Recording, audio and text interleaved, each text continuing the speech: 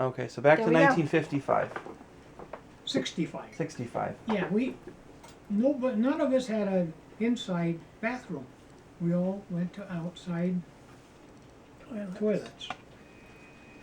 And that was cold in the wintertime when it would get down about 0 and you go out there and sit on that wooden seat. I remember I that. soon changed that though. I went up and there was a snake up on the beam of the toilet, right up over my back, ready to fall down on me. And that was the end of that. We had to have a bathroom.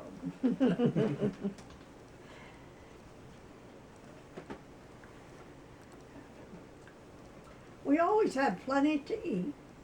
Yeah, Did- we never you know was what? hungry. We still have. I said to Richie, I never went to bed hungry, ever. No, I don't think anybody did. Every day it seemed like I had to bake something so that everybody had their fill before they went to bed. And they had their meals when they came home from school. I'd have them ready if they was hungry, and if not, well then we all sit down and ate after Floyd got home. And I would sit and watch for Floyd to come over on the other highway and have the food ready for put on the table when he got in the house. And Eva's father died in 1968, and her mother moved up here with us. 18 years, Eva took care of her mother. When they said she has to go to a nursing home, Eva cried. Mm-hmm. She was so upset.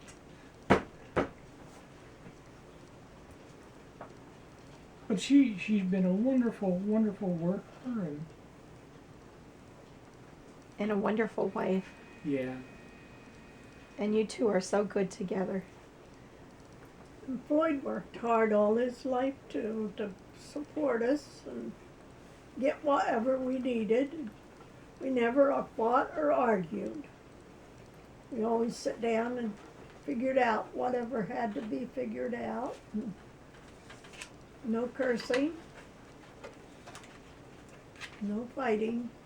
And I always remember when you went somewhere for a walk, you would be holding hands. Mm. Always.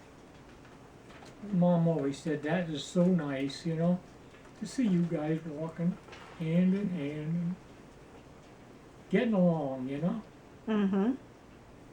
That's how it should be. Mm-hmm. And then we found for on our tombstone, forever, together forever. And that's the way it's going to be. Mm-hmm. I believe that. Yep. I believe that. So But you you still always have- lived here, or have you moved around? We've lived here for Time? 57 years. And We lived in well, Jemison. when I came home from the Army, Eva told me there was a house available in Jemison City. So we looked into it right away. We never paid a day of rent. We bought that house in Jemison City and we lived over there 5 years. Mm-hmm. And then the family got too big, so we bought the house over here. We've been here 57 years.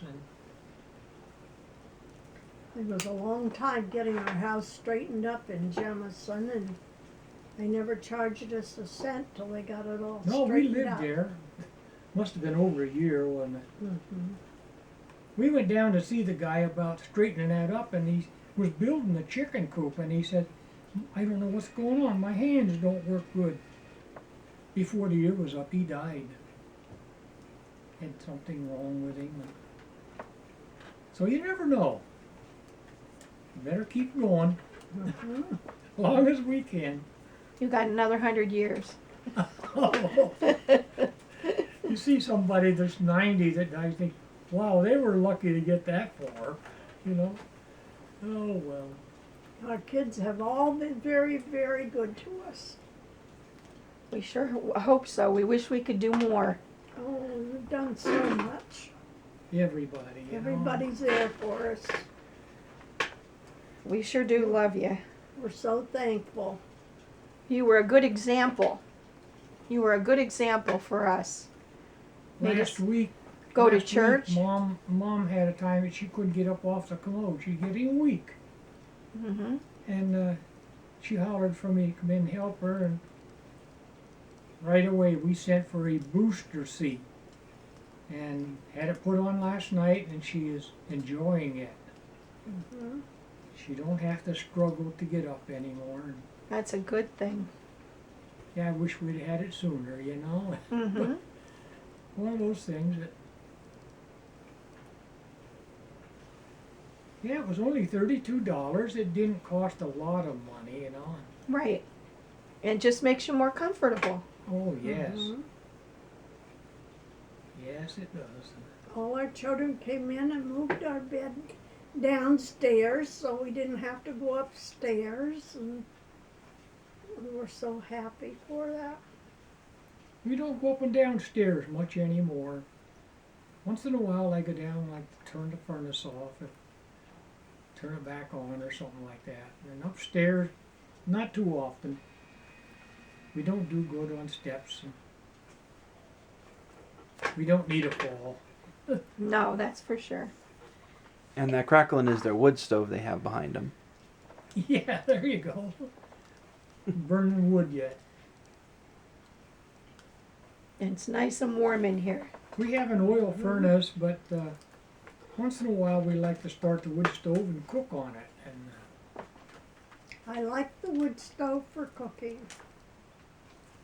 It's a slow cooker. And the teapot's on. And the steam's coming out of it. Richie, do you have any other questions? I don't know what else you wanted to ask them. I just figured you wanted to ask them about back in the old days. That's what I figured you wanted to ask them about. I wanted you to tell me about the sugar camp. tell her a little about the sugar cane. My great-grandfather owned the sugar camp to begin with, and then he left it to my grandfather. And every spring he would make maple syrup and maple sugar. And when they were making the sugar, he'd call us all and tell us to come, and he would make it, and then he made us each a paddle that you would dip in the maple sugar, and you could set and lick the maple sugar off the paddle. And you took it to a creek that was close by that was from a spring. You would dip that in there and it would cool it, and then you could lick it off. And then Pickles. he always kept a jar of pickles, so if you got a bellyache from too much of the sweet sugar, and he'd give you a pickle if you did. And we liked to go over to the grove when he was gathering the sap and help him carry the sap and pour it for him into the buckets. And we enjoyed that. And we also played in the grove where the maple trees were when we were small. My aunt lived next door to us, and she had 5 children. And we all would go over in the grove and play, Harriet and I, and Levis' children. And we had a great time. We'd make houses, and we'd hunt for treasures and bury them, and we had a lot of fun. We found our own ways. We was never bored. We always had something to do. Make houses and feed each other, and I figured Okay.